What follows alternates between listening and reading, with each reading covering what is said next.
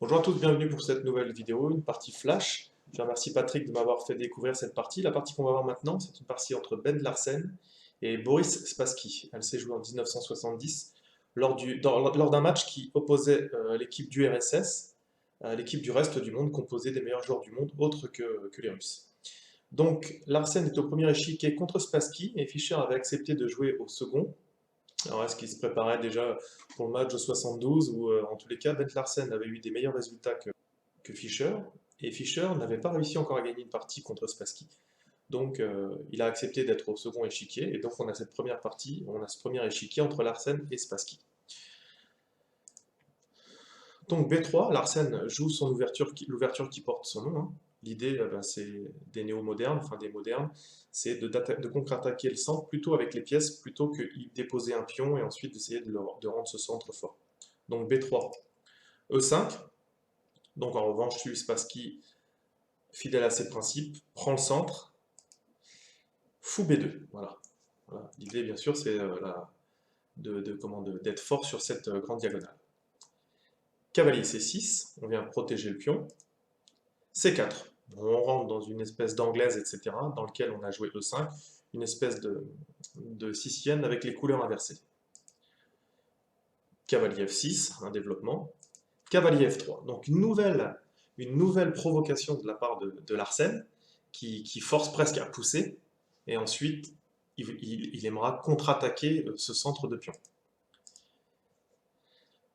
Donc ici, vient attaquer cavalier C6, et ici, Spassky vient jouer fou C5. Donc l'idée, en fait, Spassky n'a absolument pas peur de l'échange du pion ici, parce que ça va ouvrir la colonne D, pour l'instant qui est gênée par un pion. Donc une colonne semi-ouverte, sur lequel Spassky va pouvoir avoir de l'activité, en développant rapidement ce fou, la dame, et en faisant grand roc.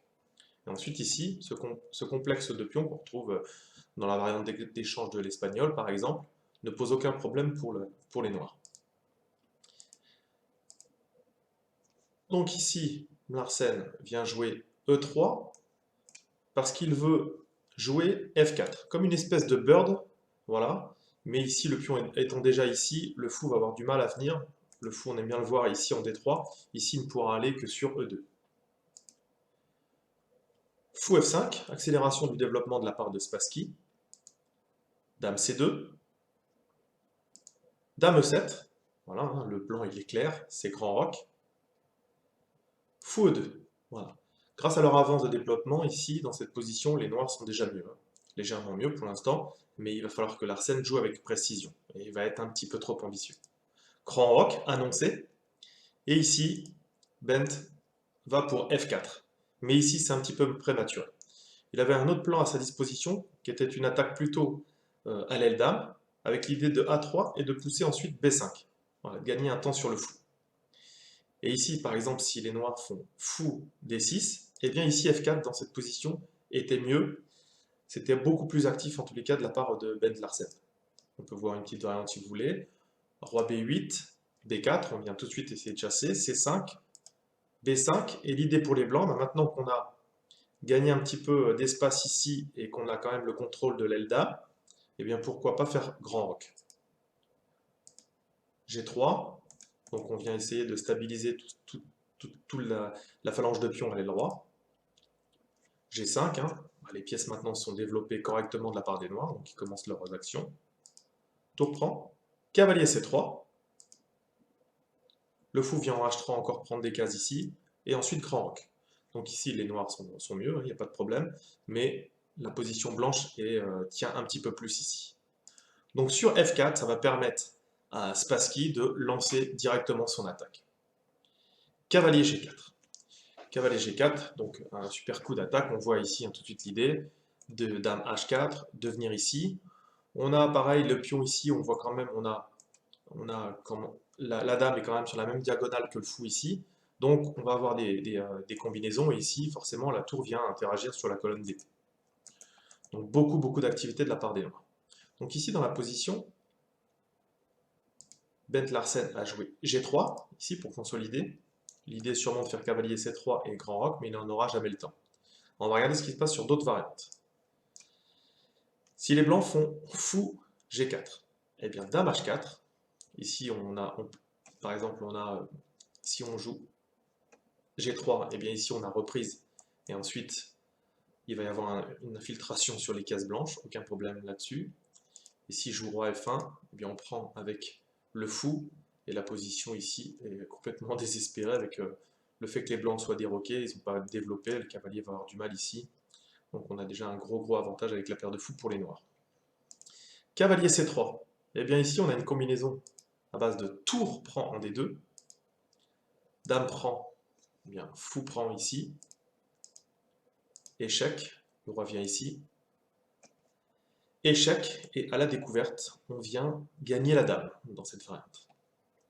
On avait un autre coup, c'était H3, et sur H3, on a également un gain de dame, cavalier dame H4, échec, roi D1, et le fait du clouage sur la colonne D fait qu'on a une fourchette royale ici, entre la dame et le roi.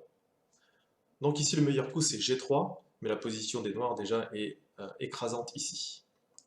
H5, donc voilà, on essaie d'ouvrir le maximum de lignes, donc la colonne H semble tout indiquer vu qu'on a déjà posté une tour H8. H3, Larsen essaye de colmater un petit peu, mais ici, donc Spassky va trouver un coup exceptionnel ici, que même l'ordinateur a du mal à trouver. Ce coup ici, c'est le sacrifice du cavalier, en jouant H4. Sur fou, prend G4, eh bien c'est plus le cavalier qu'on sacrifie maintenant, mais c'est le fou. H4, H prend ici, et donc là on va avoir les idées. Après l'échange ici, dame, le pion ici est passé, la position est complètement désespérée pour les blancs ici. Donc du coup, Bent Larsen se relève les manches, accepte le sacrifice. Donc ici, on a un pion passé ici dans le camp des blancs, une position assez inhabituelle. Tour G1, et là, ça continue le feu d'artifice.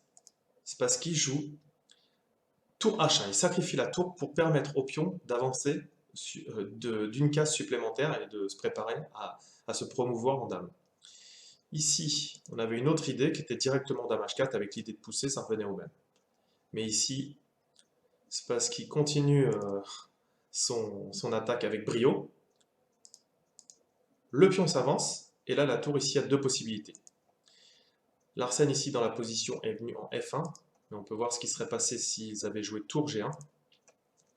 Tour F1 permet un mat en 5. Ici, tour G1.